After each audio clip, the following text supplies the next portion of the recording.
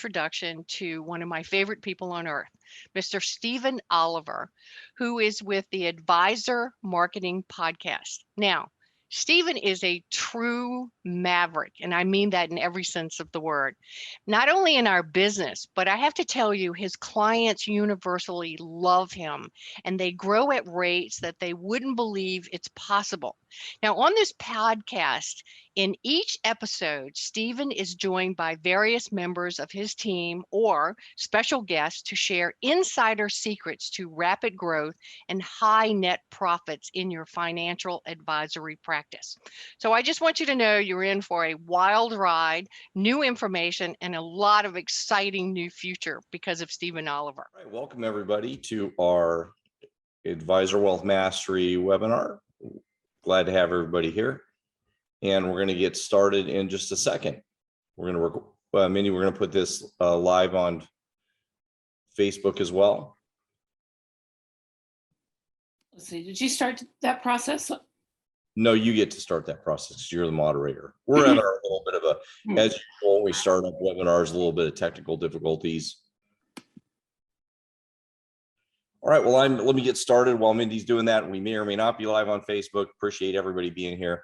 We're going to be covering a lot of things that advisors need to do to really finish the summer out and get a lot of new clients and fill your practice.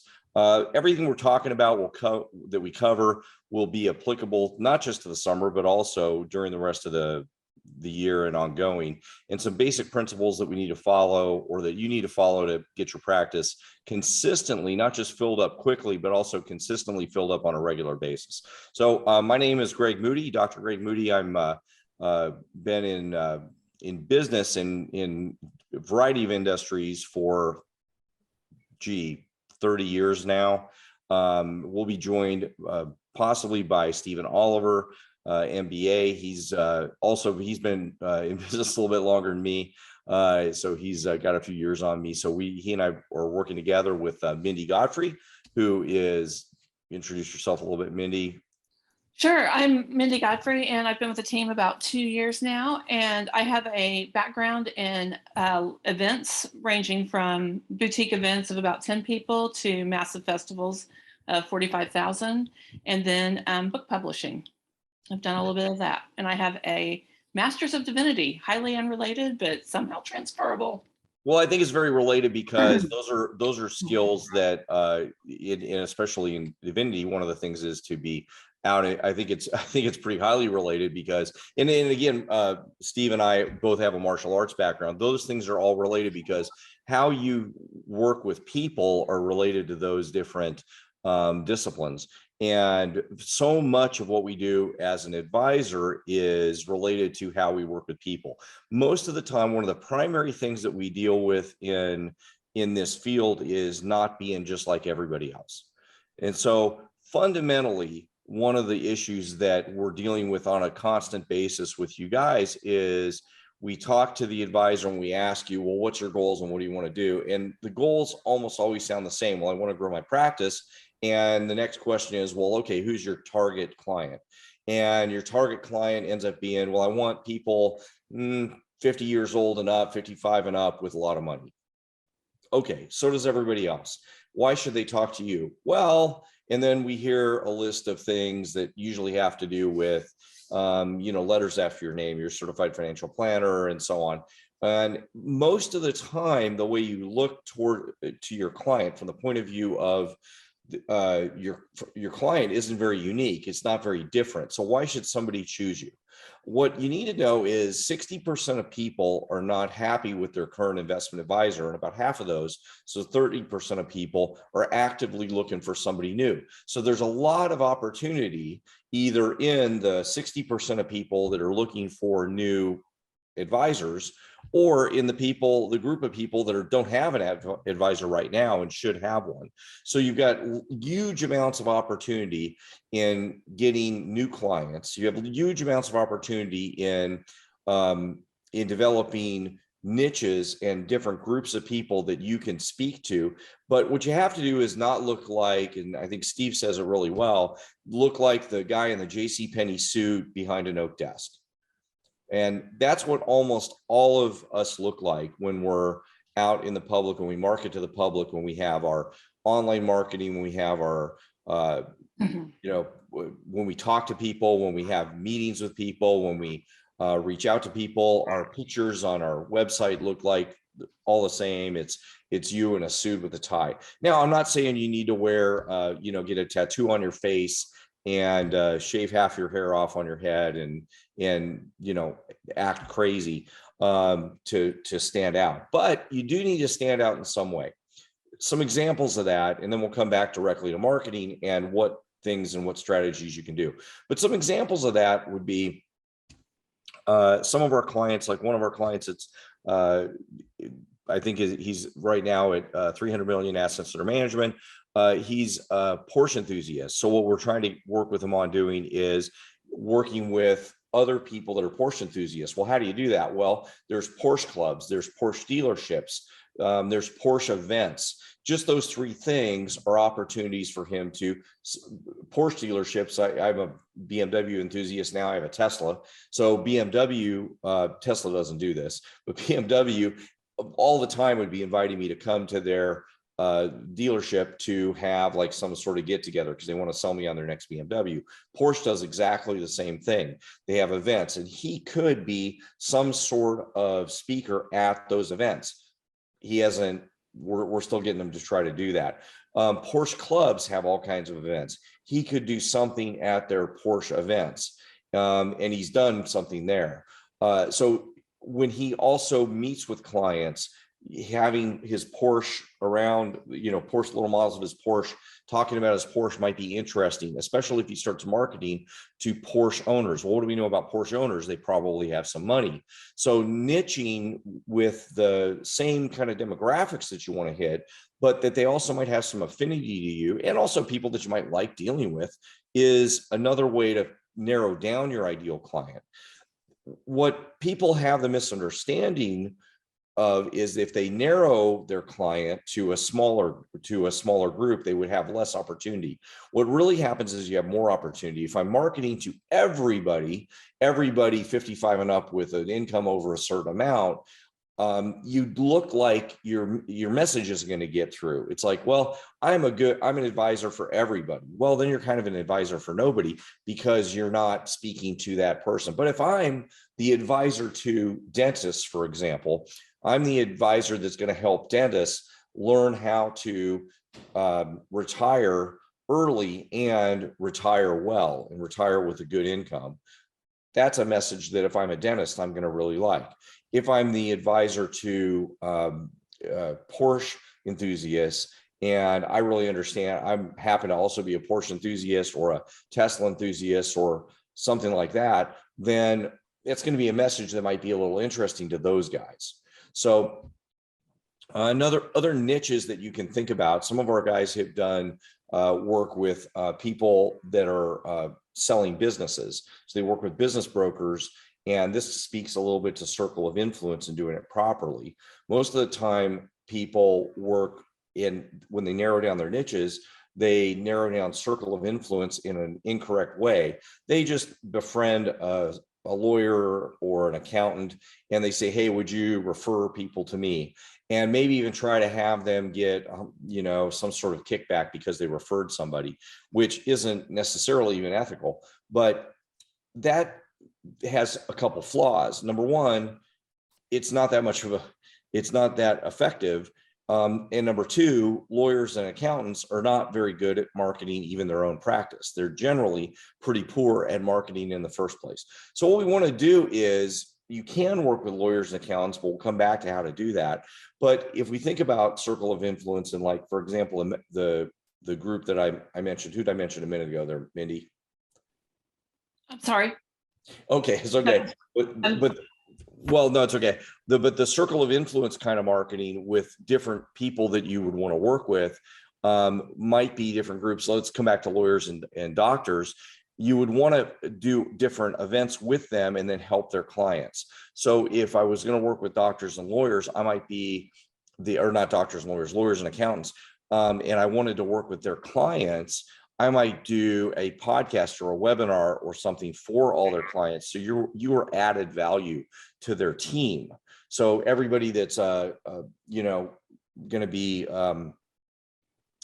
a client of my business lawyer, or the one that does all specializes in business or estate planning, he might bring me along to do a webinar for all his clients so that they can learn how to make sure they set up the right kind of investments for people as they're getting ready to retire. That would be a really valuable webinar for my lawyer's clients. Well, that would be a good way for you to make sure they got to know you and introduce you and set appointments at that level. So there's an example of how circle of influence can work a lot better than what typically people do. Mindi, I kind of kept on going and going and going. Was there anything you want to add that people should be paying attention to now as we kind of got started and I just kind of ran forward? Yeah, no, I think you're good. I think the one thing we want to talk about too, though, is when you're doing an event, whether it's on your own or with a circle of influence partner, you really want to be sure that you've got great processes in place to capture the information about who's showing up or who's interested in showing up, making sure that you qualify those people ahead of time, which granted, if you're doing it with a circle of influence partner, they should be pre-qualified just from their involvement with that partner. And then making sure that you're actually getting the appointment set either before you get to the event or during the event itself. Yeah, an error. So let's stay on events for a little bit, as Mindi just talked about. An error that we see happen all the time. We talked to one of our clients, and when they're just starting to work with us, and they say, "Well, this worked great. I did a webinar or I did a live event with one of the people I'm working with, and there were 50 people at the event, and they were all, you know, my target demographics, and they were all really good prospects for me, and it went great. How'd it go? It went great." Whenever we hear the answer, "It went great," it gives me anxiety because it probably, in our view, didn't really go well. Well, why? Because here's what happens. They said it went great. I handed out my business cards to everybody, or they got to hear about me and they're going to call me later. Well, that is the definition of it not going well for us. What we need to have happen is an event like that. There will be some sort of registration process at the front end. And there might be a reason for there should be some reason for them to register. Maybe they get a copy of your free book, or they get a copy of your white paper that's about something relevant for them. If it was going to be, in this case I just gave an example of, it's an estate planning lawyer, so they may get a copy of your white paper that you're going to mail to them by direct mail. Why direct mail? Because then they would need to provide your address, and they would get a nice little package from you that might have direct mail, or might have the actual paper, and it might have something that has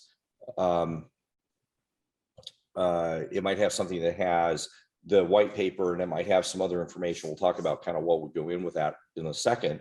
And they would get that package. So that's why they have to fill out the form at the beginning. So everybody just gets a nice check-in, say, "Hey, fill this out so you can get," in my case, they get Dr. Moody's package that has a white paper on how to invest properly when you're getting close to retirement. You're going to get that all for free. There's no obligation or anything. You just get it in the mail. Okay. And they fill that out.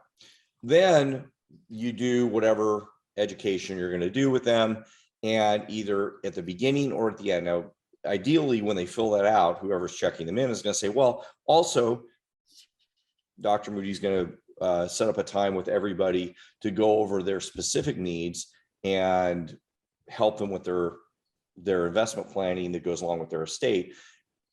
What we're doing is setting up his schedule's really booked out. We can set up a time on Tuesday at 5 or Wednesday at noon.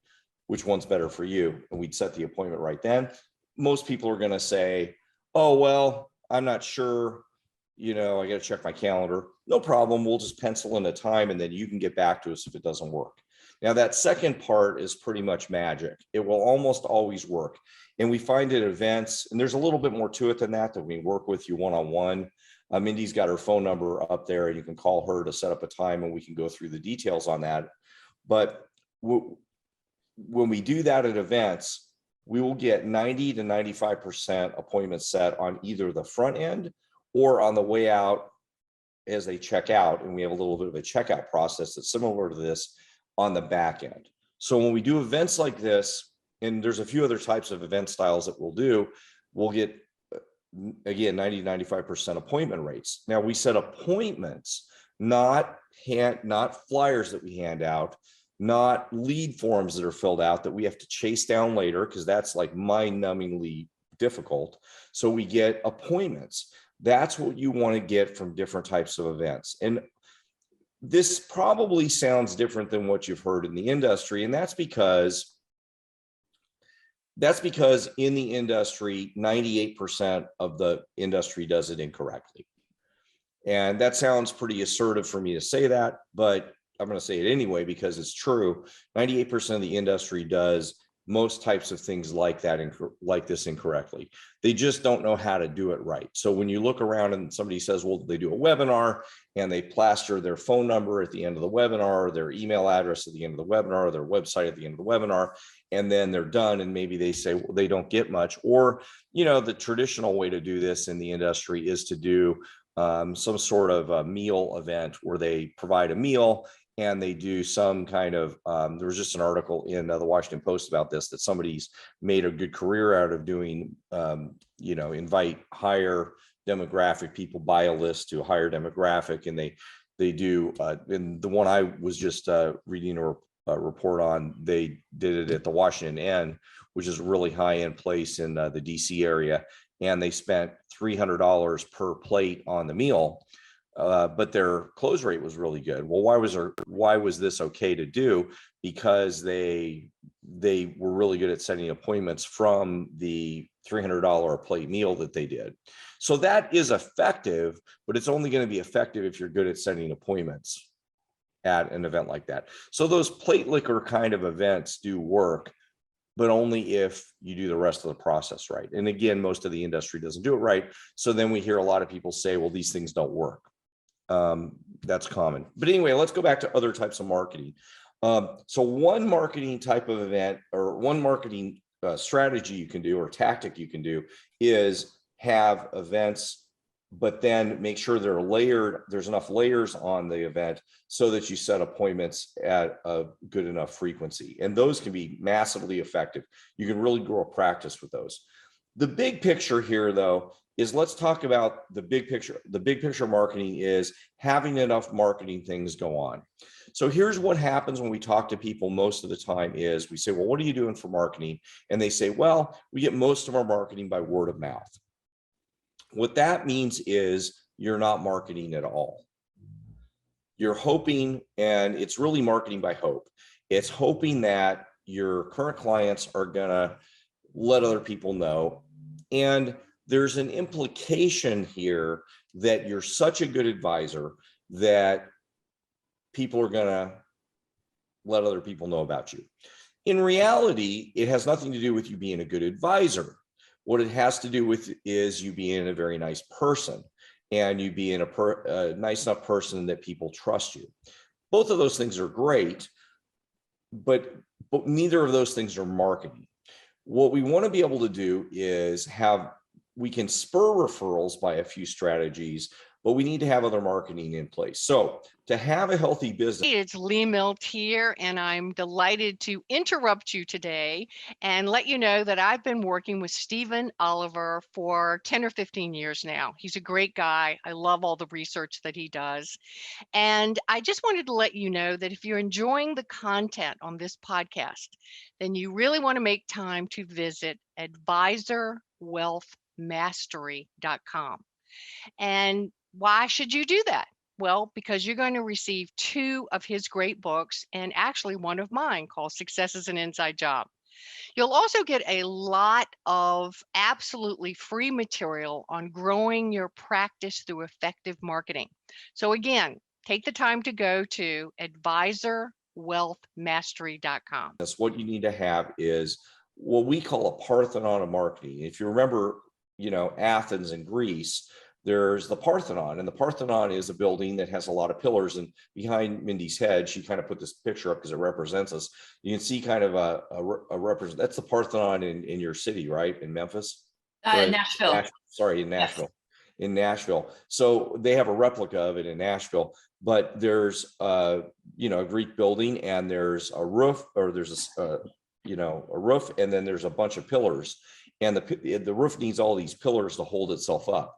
And that's really what your business needs. Your business needs enough pillars of marketing, and those represent each marketing strategy to hold up your roof. And we stole that idea from somebody called Jay Abraham. If you want to look him up, he's a marketing expert that, kind of well known, a couple of guys that we like talking about. So you need enough marketing strategies going on so that you can have a successful business. And that's true of every business. If you were making hamburgers, it would be the same thing. If you were doing running a dance studio, would be the same thing. You'd have to have enough marketing activities going on. One of them we've talked about is events. Another one we'll cover is referrals. Another one, though, could be paid marketing offline. Another one could be paid marketing online. Another one could be your social media marketing. Another one could be a lot of other things. And some of these things could depend, it could be TV advertising, it could be radio advertising. Not that we necessarily recommend any of these things for you. What's going to depend, what your marketing is going to depend on is, number one, is your budget in terms of money, how much can you spend, and your budget in terms of time, how much labor can you spend. If you have a lot of time available, then you do, or you don't have any money, you have to spend more time. If you have a lot of money and you don't have much time, then you can spend more money. For most people, you got to do a combination of both, and most healthy businesses do a combination of both. But once you build your business up to the level you want it to be, what we usually have our clients do is spend more money so you don't have to spend as much time, because we really want your business to be high net income and simple as possible, and as little brain damage and little headache as possible. So what are the marketing activities? Let's talk about referrals a little bit. Again, word of mouth isn't really referral marketing. Referral marketing is when you have your clients bring people, and that can be one of two different strategies. It can be one-to-one. So I'm having one client bring one person, or it can be one-to-many. I have one client bring many people. So how do you have one client bring many people? Or one client bring them in groups? So one-to-one would be, I have materials or content that they can give to their friends. And one good use of that is, for example, a book. We have a couple books. I don't think I've shown Mindi this one. I don't know if I have this one handy. This is a book that a different advisor did. I haven't shown you that one before. Yeah, Rev Publishing did that one. This is a book that this advisor can hand out to another client, and you could publish your own book. That particular one, I'm not sure if that one was ghostwritten or not.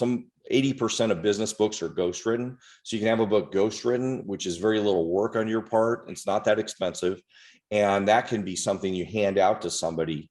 It becomes a really extreme example of a business card, rather than give somebody your business card and say, hey, give this to your friends. Probably it's never going to really translate out of somebody's wallet or their purse into give to their friends. What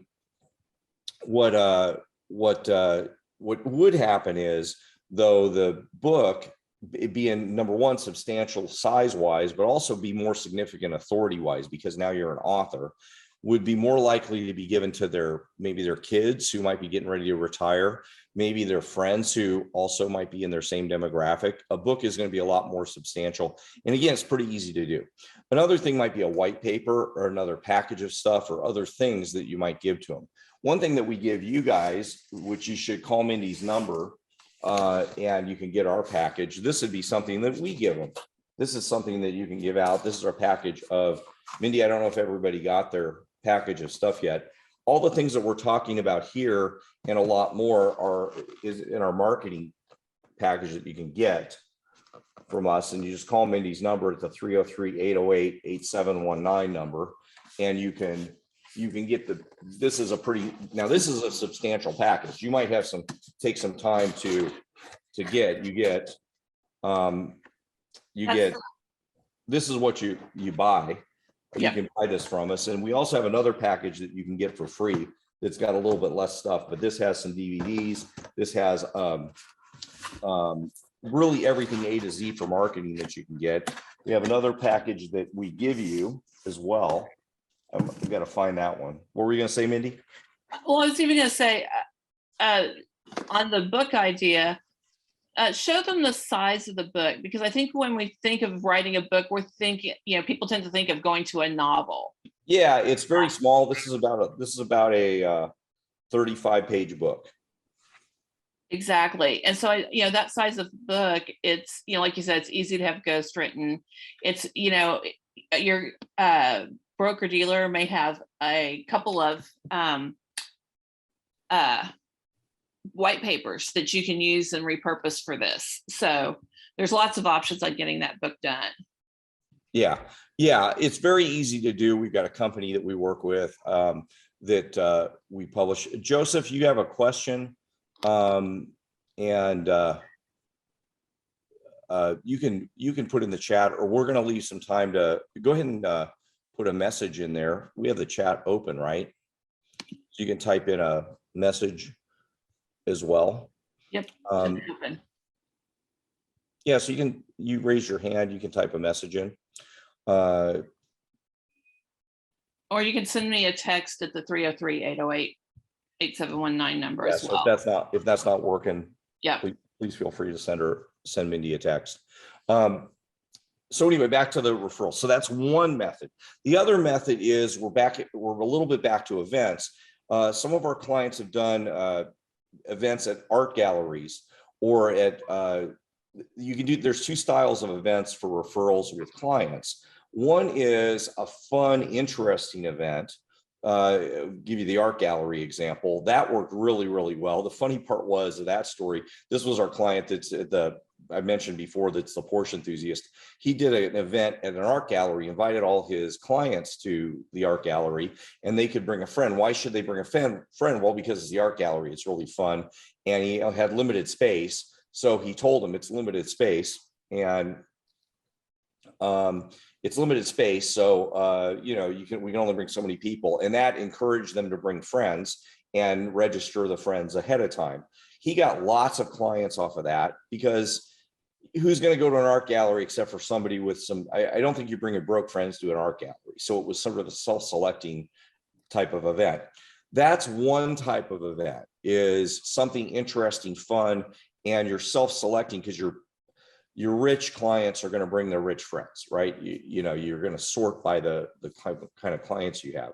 The other type of event would be an event that would be educational and interesting. So we would have an event on how the highest inflation in the last 40 years is going to affect your investments and what to do next. That would be a pretty intriguing thing, and get that out right away. I mean, that's the big news right now, right? So current event, or something, some other topic that might be more broadly relatable, something about the best way to put your money away, the best way to have your kids save their money. If your clientele happens to be older and tends to have kids, the best way to help your adult children save their money. That might be more of a broad approach to an interesting topic, and they can bring their friends. So here's a ticket to how to bring their friends, and we can help you with the technical part of that if it was going to be a webinar, for example.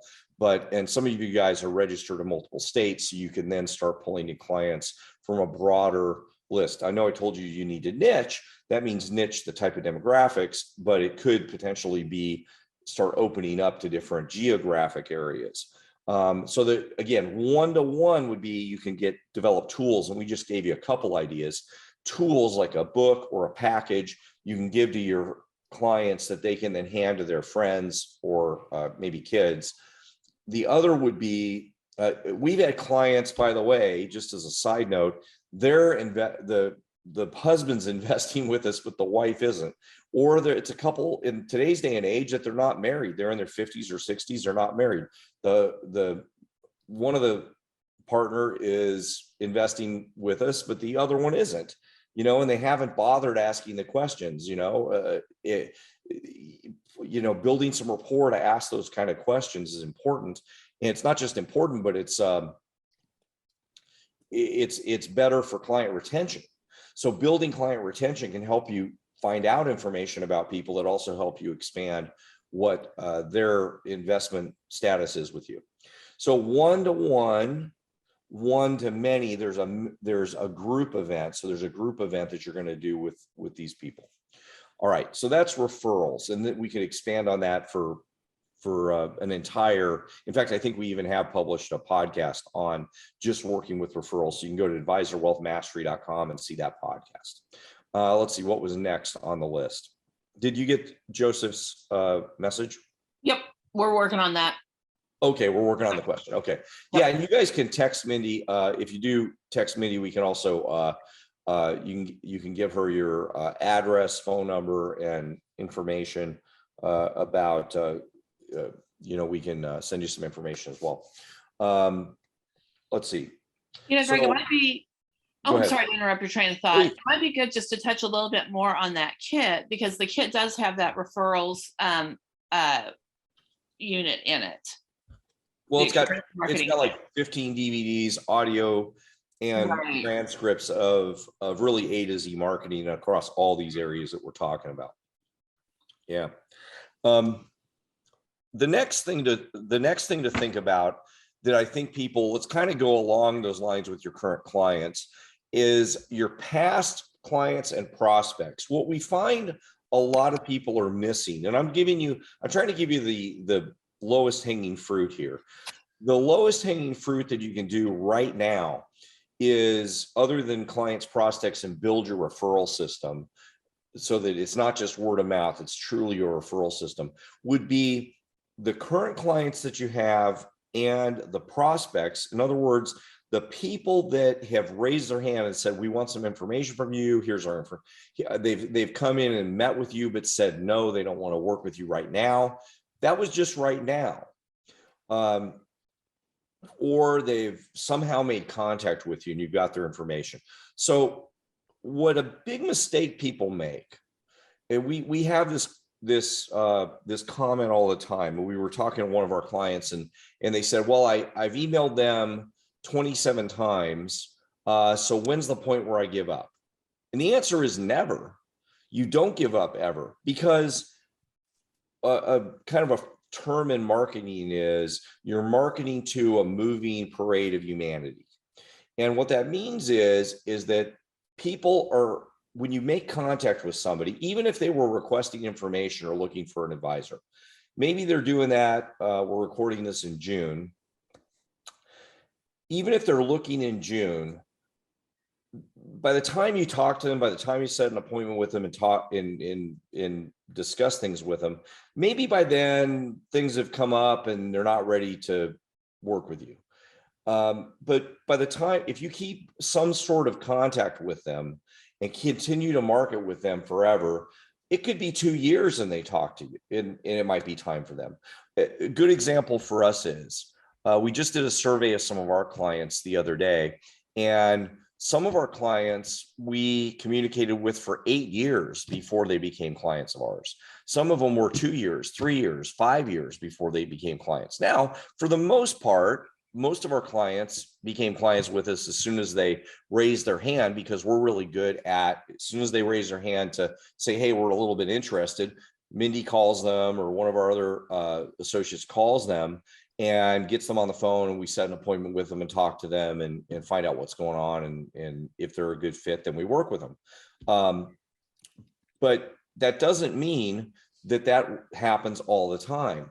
Sometimes they need a little bit more information. They're going to be kind of on the fringes of working with us. And then eventually it might be, again, 8 years. That was just the other day that we did that survey, and it took that long for them to get interested enough to pull the trigger and start becoming a client. And you guys will have that too. So we never give up on continuing to market to them. Now, could they opt out on our emails? Sure, that's fine. That's not a big deal. That's not an indication that they hate you.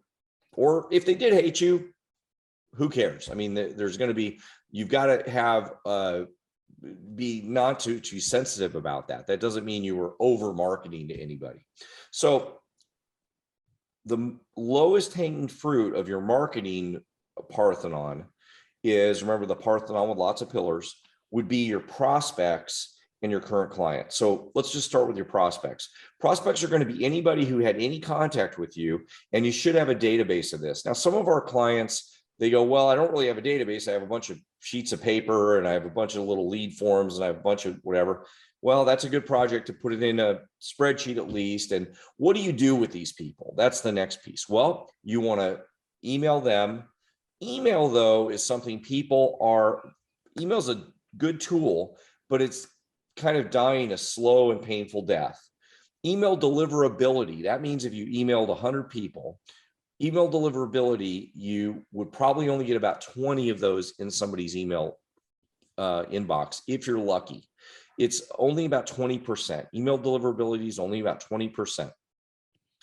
And why is that? Well, there's a lot of reasons. One is, if you email those prospects, you may not be in their contact list. That makes you more likely to get spammed. If you've ever, tried to get an email from even a friend of yours, sometimes emails from your friends go into spam. I mean, Mindi emails me sometimes and it goes into spam. So email, and I want Mindi's emails mostly, but email frequently goes into spam. Email is also getting filtered at the internet providers. So you may never even see an email. It might not get into your spam filter even. It might not even get to your email software. So there's a lot of reasons why email doesn't work. That being said, it's free and it's widespread. You can email an entire list of, if you had 500 people on your prospect list or 10,000 people on your prospect list, you can email everybody. It doesn't cost anything.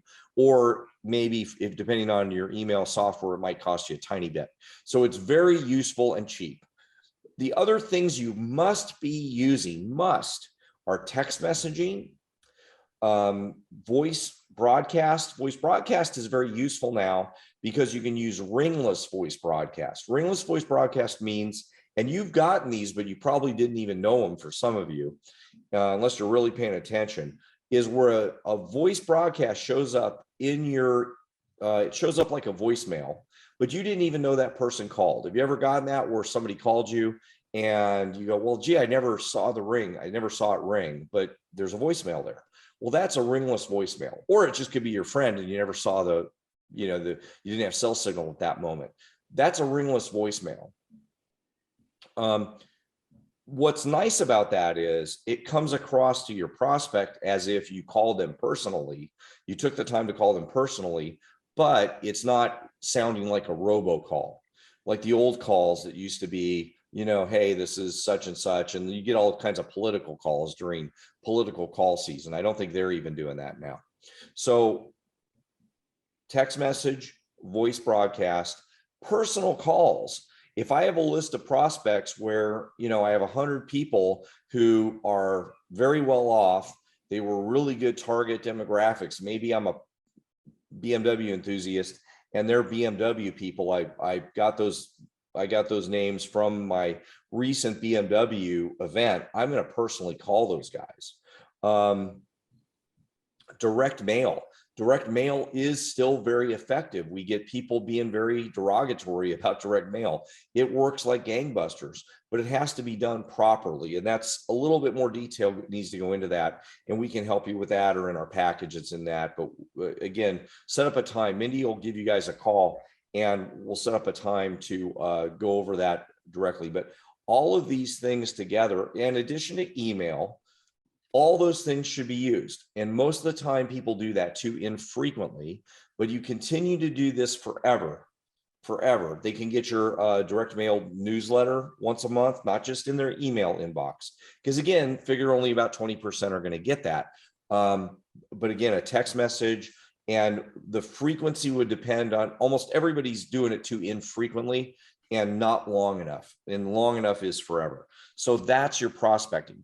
Your going to prospect also to your old clients, people that aren't clients of yours anymore. Doesn't matter if they left you. If they left you and they didn't want to work with you because there was some reason, I mean, unless they're your, I suppose, ex-spouse and you really don't want to work with them again, that's fine. I forgive you for not marketing to them anymore. But anybody else, they are still a good candidate to work with you again. They might decide they want to come back, and just keep them in your system. Once you start building these kind of systems in place, they're not hard to maintain. And then also your current clients, there'd be a different campaign of email, text, voice broadcast, direct mail, and email. I said email, and potentially phone calls, and then live events, webinars, that you would keep them involved in what you're doing. The other piece with the current clients is this also helps your retention.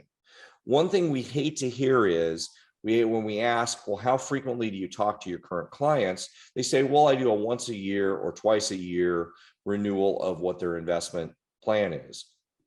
Well, that's okay, but are you not sending them a card on their birthday with some other invitation to discuss some new opportunities you might have for them to, expand what they're doing? Very frequently, we find out that their clients are investing with the advisor, only some portion of their portfolio. It might only be 10% of their portfolio, just because they're, doing their own mutual fund somewhere else, and they're getting a worse return on that. There's no reason you shouldn't be discussing their entire portfolio with them, even if they're not going to invest everything with you. So being active with your clients is a great way to expand what you're doing. Again, that's the lowest piece of this. If you guys just did that part now, you could expand in this month and next month, potentially doubling what your assets under management are, depending on your structure. Or if you're focused on insurance, you could double what your business is right now just by doing this piece. Okay, let's talk about we've got about 15 more minutes, some online. Do we have a question that we need to answer, Mindi? No, I'm just getting Joseph scheduled with some time for you tomorrow to dive a little deeper on doing a book. Okay, cool. Yep. The next piece, let's talk about online marketing. Almost everybody's website is not very good, and I'm being polite about that. If you look at some of our podcasts on that, we've dug into this a little deeper, and it's understandable if some of you are working with a larger company where you're captured and you've got a few restrictions, compliance restrictions.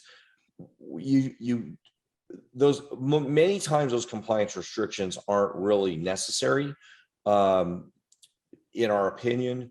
That you don't quite have to be as restricted as, let's say, one of the bigger companies requires you to be, in terms of what you would offer on a website. You could offer a free white paper, free report. I mean, Fisher Investments is a really good example. They have a boatload of free reports and calculators and all kinds of stuff on their website, so that they can generate leads from that. Their website's a pretty good example. We like theirs. Pretty much all the rest of them we don't like. That's not what you need individually, though, as an advisor.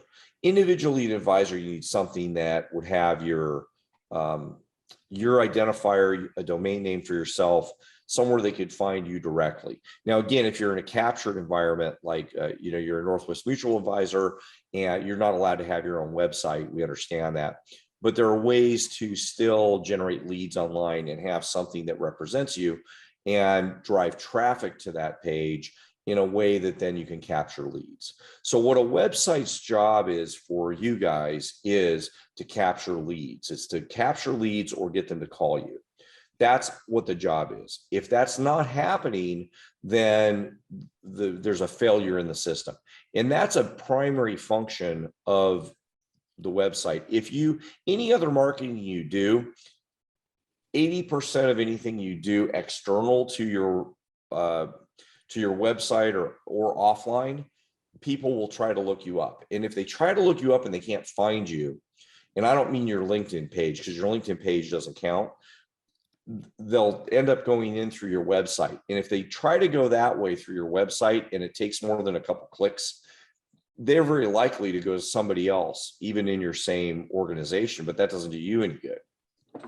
So what we have to do is we have to look at your individual situation. This is a little more complicated. We have to look at your individual situation in your structure, in your the company you work with, and then make sure we arrange your online marketing so that it's compliant, still fits within your corporate structure, and maximizes your lead generation. So there's a little bit of complexity there.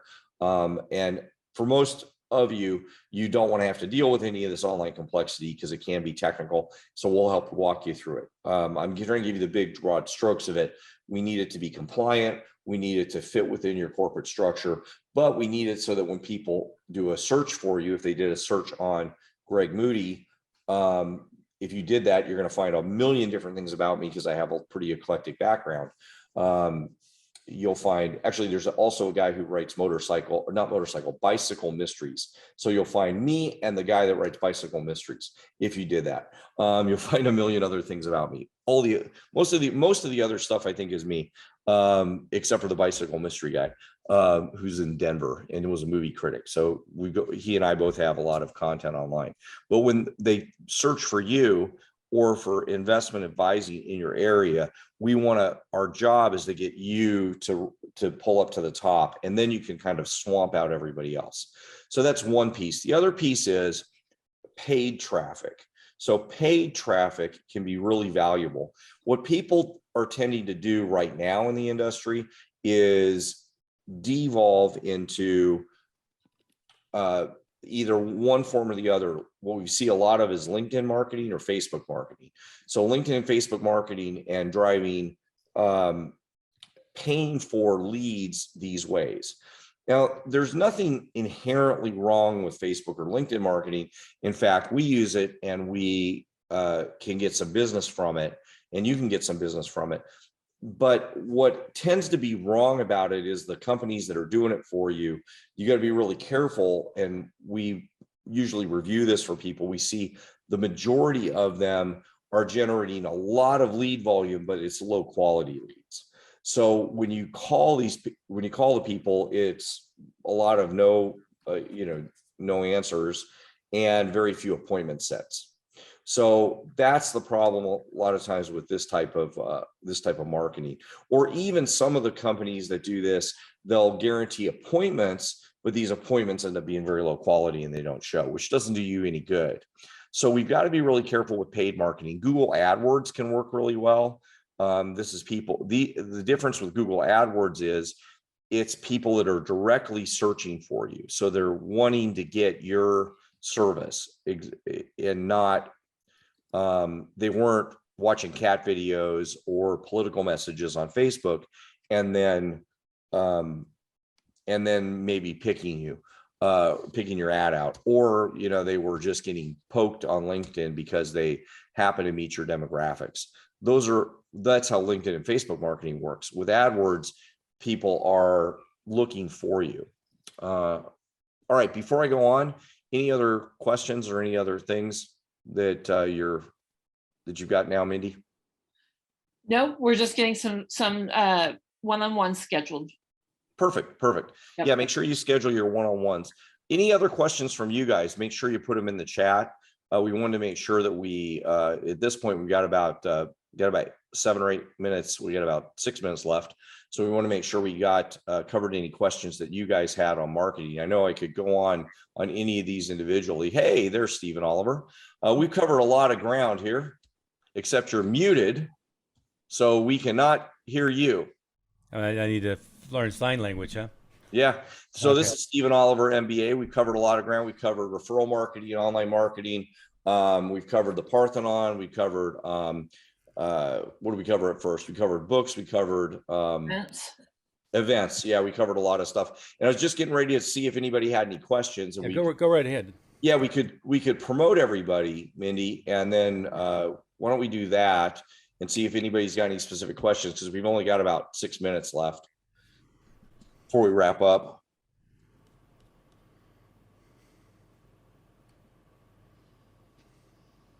And So we'll promote you guys to panelists. And then Yeah, feel free to jump in if you have any questions. While you're doing that, Dr. Moody, I probably will repeat what you're saying, but Yeah. with all three of us having come from very highly successful marketing careers in other industries, and having studied with the absolute best in the business, whether it's author in big event promotions, Mindi with multi-unit retail operations for myself, and Dr. Moody, and working with everybody from Jay Abraham and Ron, John Carlton to Dan Kennedy, and in my case very closely with Dan for years. Is I am just shocked at how limited the thinking is and how miserable the level of marketing knowledge is for almost everybody in this industry. I'm just I'm trying to remember the name of the book, but it's the prototypical card system, 10-3-1. Only marketing system is get a client that's already in your warm market, meaning aunt, uncle, sister, brother, frat buddy, whatever, and then bug them for all of their friends. It's amazing to me how that's the level of thinking that's as far as almost anybody in the industry has gotten, right?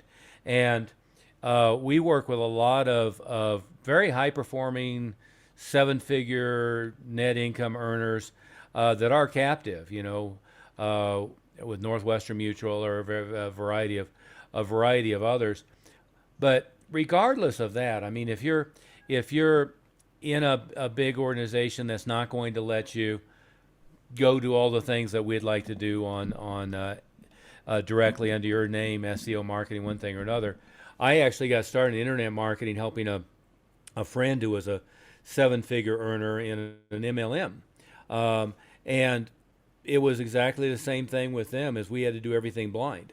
And so we would create, and this is back, you remember, Greg, back in the year 1999, 2000, 2001 is when I really dug into internet marketing the first time. Of course, it barely existed back then. It was Alta Vista, Yahoo, AOL, and the only pay-per-click was GoTo.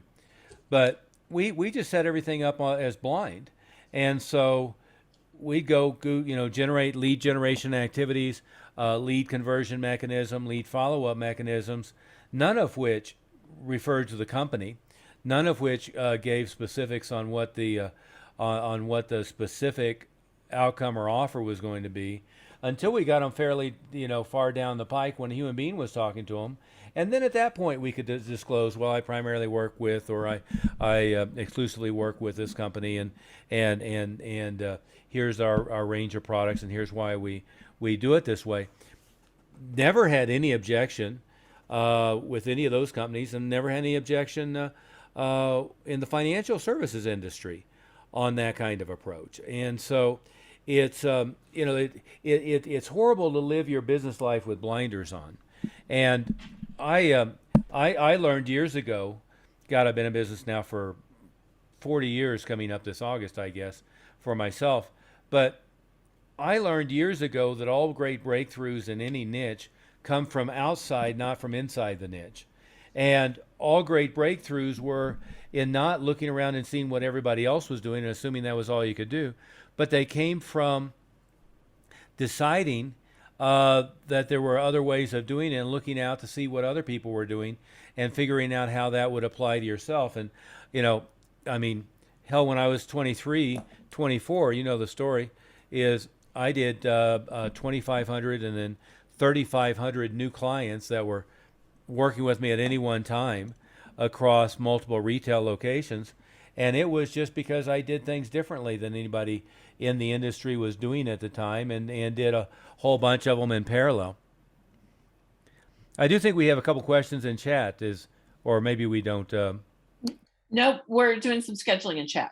Oh, I got you. Okay. Oh, wait, nope, we do have a schedule. What % is your market share captive? I would align with that arrangement. So just curious to know how that approach becomes different. Okay, I'm not sure I understand the question. How the approach if you're captive versus you're not, how that's different? Yeah.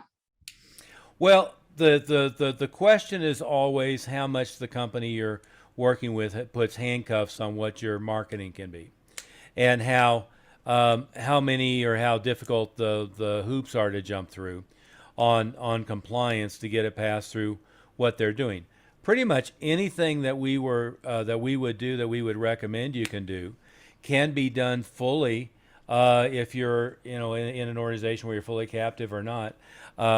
You know, all the big companies have lead advisors who have done their own books.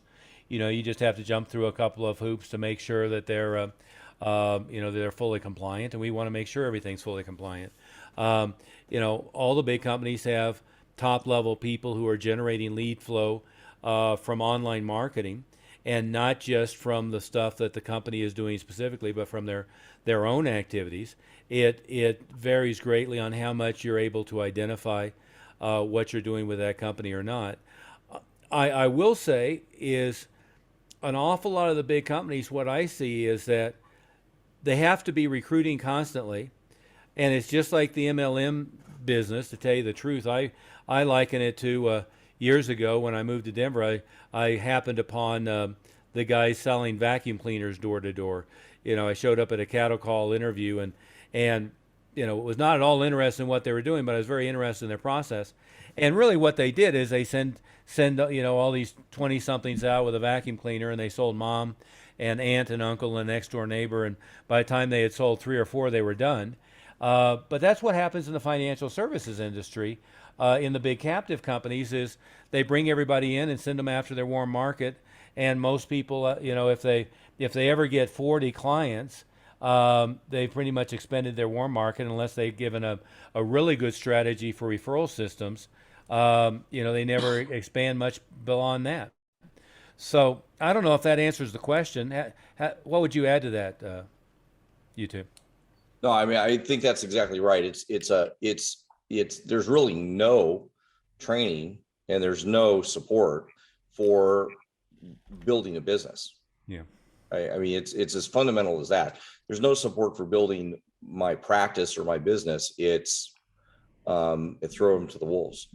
Well, I might say it a little differently. There's, in almost all cases, extensive training on product knowledge, which is almost, you know, it's foundational, but it doesn't get you very far. And then there's usually halfway decent training on sales process. Once you get somebody in front of you, how you talk to them. But there's very little training on, you know, if I don't have if I don't have 100 frat buddies, or if I don't have, you know, a whole bunch of people that I know from some other, you know, purpose, if I'm not in a different business and I don't bring a bunch of clientele, how do I go get them? And, you know, the old movie depictions, you know, one of my favorite old movies about Jordan Belfort and Stratton Oakmont was the first one. It was Boiler Room.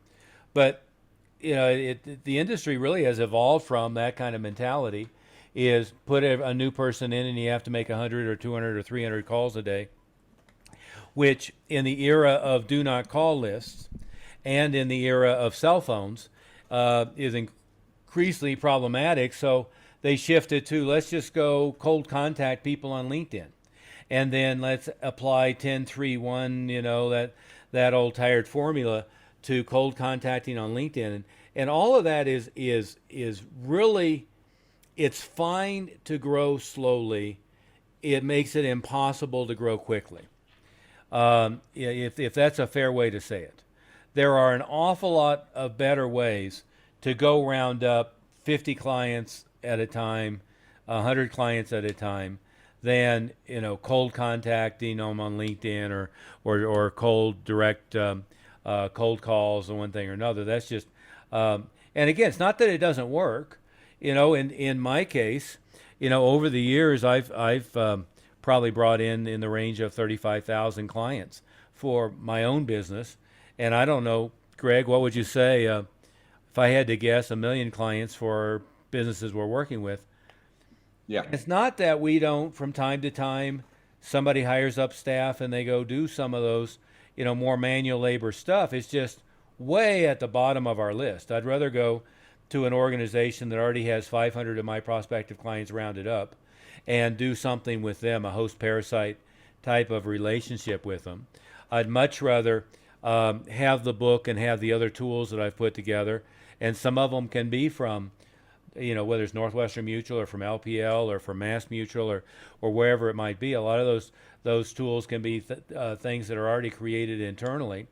But you've got to have a way to get an awful lot more qualified people raising their hands and then push them through your pipeline effectively, and to get it out of being just a pure manual labor activity. Now it's a pretty highly paid manual labor activity, but it's still a manual labor activity. It's trading dollars for hours for dollars, which is never the way to really scale well. No, that's exactly right. Yeah. On that note, we're probably going to have to wrap it up here, but anything, I'm sorry for getting in way at the last minute. We're literally triple booked today, since we have yet another meeting in the other room starting right now. But any other questions or anything, guys, that we should follow up on before we head to our next meeting? No, I think that we should make sure that Mindi, I know that you've set up times with everybody so far. I think that anybody else that we need to remind of that. I just need you to check. I sent you a message about a couple of times on Thursday, Greg. Okay, I will, and then I'll let you guys figure that out, and I'll pop over to our other meeting. Yeah, Okay. and anybody who's listening to this in a recording, make sure you call Mindi at the 303-808-8719 number. We'll set up a time to work with you individually to help you diagnose exactly where you should start with all this stuff, because everybody needs to start in a different place. Again, there's money and time, and those are really the two levers we have to pull to get things moving forward. I think that we need to figure out exactly where you're at. We also send you some free stuff, and she can get that on the way to you, in a really big package of things so that we can help you. And there's no cost or any obligation or anything for any of that. We want to make sure that we get you started in the right way. If we decide that we want to work with you later, we can evaluate that at that time. Okay, and we'll see everybody later.